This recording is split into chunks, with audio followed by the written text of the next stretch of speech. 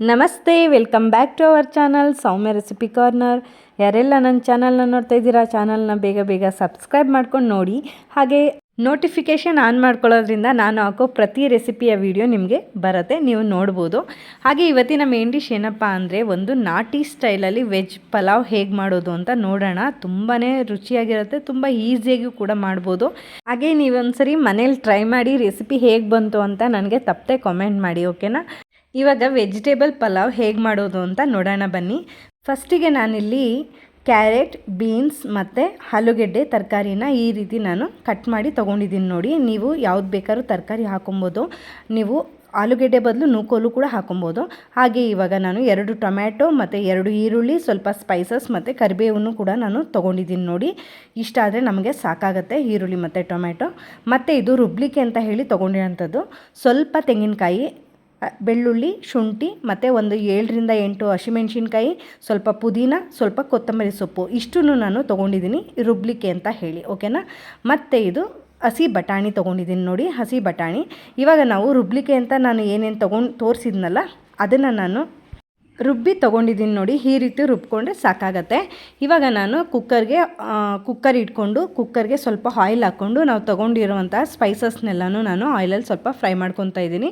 ಹಾಗೆ ಈರುಳ್ಳಿ ಮತ್ತು ಕರಿಬೇವನ್ನು ಕೂಡ ನಾನು ಈ ಟೈಮಲ್ಲೇ ಸೇರಿಸ್ಕೊತೀನಿ ನೋಡಿ. ಈರುಳ್ಳಿ ಮತ್ತು ಕರಿಬೇವನ್ನ ಸೇರಿಸ್ಕೊಂಡು ಈರುಳ್ಳಿ ಸ್ವಲ್ಪ ಕಲರ್ ಚೇಂಜ್ ಆಗೋ ತನಕ ನಾನು ಇದನ್ನು ಕ್ಲೀನಾಗಿ ಫ್ರೈ ಮಾಡ್ಕೊಬೇಕಾಗತ್ತೆ.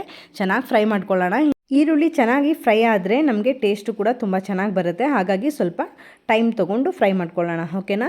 ಇವಾಗ ಈರುಳ್ಳಿ ಎಲ್ಲ ಕ್ಲೀನಾಗಿ ಫ್ರೈ ಆದಮೇಲೆ ನಾವು ರುಬ್ಬಿಟ್ಕೊಂಡಿರೋಂತಹ ಮಸಾಲ ಇತ್ತು ನೋಡಿ, ಅದನ್ನು ನಾನು ಇವಾಗ ಸೇರಿಸಿ ಅದನ್ನು ಕೂಡ ನಾನು ಆಯಿಲಲ್ಲಿ ಫ್ರೈ ಮಾಡ್ಕೊತಾ ಇದ್ದೀನಿ. ಲೋ ಫ್ಲೇಮಲ್ಲಿ ಮಾಡ್ಕೊಳ್ಳಿ ಇದನ್ನು. ಆಯಿಲಲ್ಲಿ ಮಸಾಲಾನ ಎಷ್ಟು ನೀವು ಫ್ರೈ ಮಾಡ್ತೀರಾ ಅಷ್ಟೇ ಟೇಸ್ಟ್ ಬರುತ್ತೆ, ಮತ್ತು ಅದು ತುಂಬ ಚೆನ್ನಾಗಿ ಬೇಯುತ್ತೆ. ಮಸಾಲ ಬೆಂದ್ರೇ ನಿಮಗೆ ಆ ಪಲಾವು ತುಂಬ ರುಚಿಯಾಗುವಂತಹದ್ದು. ಇಲ್ಲ ಅಂದರೆ ಹಸಿ ಹಸಿ ಸ್ಮೆಲ್ ಇತ್ತಂದರೆ ಪಲಾವು ಅಷ್ಟು ರುಚಿ ಅನಿಸಲ್ಲ ನಿಮಗೆ. ಈ ರೀತಿ ಆಯಿಲೆಲ್ಲ ಬಿಟ್ಕೊಂಡು ಬರಬೇಕಾಗತ್ತೆ ನೋಡಿ, ಸ್ವಲ್ಪ ಸ್ವಲ್ಪ. ಅಲ್ಲಿವರೆಗೂ ಮಸಾಲಾನ ನೀವು ಕ್ಲೀನಾಗಿ ಫ್ರೈ ಮಾಡ್ಕೊಳ್ಳಿ. ಇದು ಫ್ರೈ ಎಲ್ಲ ಆದಮೇಲೆ ನಾನು ಸ್ವಲ್ಪ ಧನಿಯಾ ಪುಡಿನೂ ನಾನು ಕೂಡ ಇಲ್ಲಿ ಸೇರಿಸಿದ್ದೀನಿ ನೋಡಿ. 1 ಟೇಬಲ್ ಸ್ಪೂನ್ ಅಷ್ಟು ನೀವು ಧನಿಯಾ ಪುಡಿ ಸೇರಿಸಿದ್ರೆ ಸಾಕಾಗತ್ತೆ. ಇವಾಗ ನಾನು ಅದನ್ನು ಕೂಡ ಫ್ರೈ ಮಾಡಿ ಎಲ್ಲ ಆದಮೇಲೆ ತರಕಾರಿ ತೊಗೊಂಡಿರ್ತೀವಲ್ಲ ಅದನ್ನು ಕೂಡ ನಾನು ಮಸಾಲ ಜೊತೆಗೆ ಸೇರಿಸ್ತಾ ಇದ್ದೀನಿ. ಸೇರಿಸಿ ಈ ರೀತಿ ನಾವು ಚೆನ್ನಾಗಿ ಫ್ರೈ ಮಾಡಬೇಕಾಗತ್ತೆ ನೋಡಿ. ಬಟಾಣಿ ಕೂಡ ನಾನು ಹಾಕ್ಕೊಂಡಿದ್ದೀನಿ. ಇವಾಗ ತರಕಾರಿ ಮತ್ತು ಬಟಾಣಿ ಕೂಡ ಹಾಕ್ಕೊಂಡು ನಾವು ಇವಾಗ ಎಲ್ಲನೂ ಕ್ಲೀನಾಗಿ ಮಿಕ್ಸ್ ಮಾಡೋಣ. ಮಸಾಲ ಎಷ್ಟು ಚೆನ್ನಾಗಿ ತರಕಾರಿಗೆ ಹೊಂದ್ಕೊಳ್ಳುತ್ತೆ ನೋಡಿ, ಅಷ್ಟು ಟೇಸ್ಟ್ ಬರುತ್ತೆ ತರಕಾರಿನೂ ಕೂಡ. ನೀವು ಈ ರೀತಿ ಟ್ರೈ ಮಾಡಿ. ಮತ್ತು ಇವಾಗ ಮಸಾಲ ತರಕಾರಿ ಎಲ್ಲ ಫ್ರೈ ಆದಮೇಲೆ ಇವಾಗ ನಾನು ಟೊಮೆಟೊನ ಜಸ್ಟ್ ಹಾಗೆ ಸೇರಿಸ್ತಾ ಇದ್ದೀನಿ ನೋಡಿ. ಟೊಮೆಟೊ ನಮಗಿಲ್ಲಿ ಬೇಯಬೇಕು ಚೆನ್ನಾಗಿ ಅಂತ ಏನಿಲ್ಲ, ಜಸ್ಟ್ ನೀವು ಹಾಕಿದ್ರೆ ಸಾಕಾಗುತ್ತೆ, ಅದ್ರದ್ದು ಟೇಸ್ಟ್ ಗೊತ್ತಾಗುತ್ತೆ ನೋಡಿ. ಇವಾಗ ನಾನು ಅದನ್ನು ಮಿಕ್ಸ್ ಮಾಡಿ ಇವಾಗ ಸ್ವಲ್ಪ ಸಾಲ್ಟ್ ಕೂಡ ಸೇರಿಸ್ತಾ ಇದ್ದೀನಿ. ಆ ಮಸಾಲ ಮತ್ತು ಎಲ್ಲ ತರಕಾರಿಗಳಿಗೆಲ್ಲ ಹೊಂದ್ಕೊಳ್ಳಿ ಅಂತ ಹೇಳಿಬಿಟ್ಟು ನಾನು ಸಾಲ್ಟು ಕೂಡ ಸೇರಿಸಿ ಕ್ಲೀನಾಗಿ ಈ ರೀತಿ ಮಿಕ್ಸ್ ಮಾಡ್ತಾ ಇದ್ದೀನಿ ನೋಡಿ. ಕಲರ್ ಕೂಡ ನೀವು ನೋಡ್ಬೋದು ಎಷ್ಟು ಚೆನ್ನಾಗಿ ಬಂದಿದೆ ಅಂತ ಹೇಳಿ.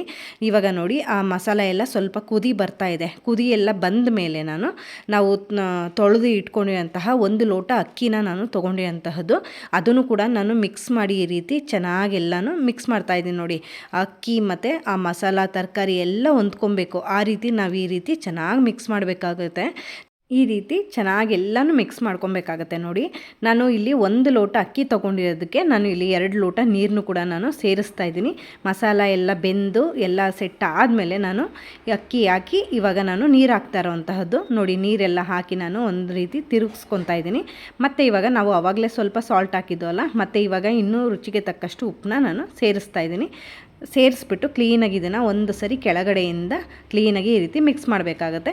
ಕೊನೆಯಲ್ಲಿ ನಾನು ಒಂದು 2 ಟೇಬಲ್ ಸ್ಪೂನಷ್ಟು ತುಪ್ಪನೂ ಕೂಡ ನಾನು ಸೇರಿಸ್ತಾ ಇದ್ದೀನಿ ನೋಡಿ.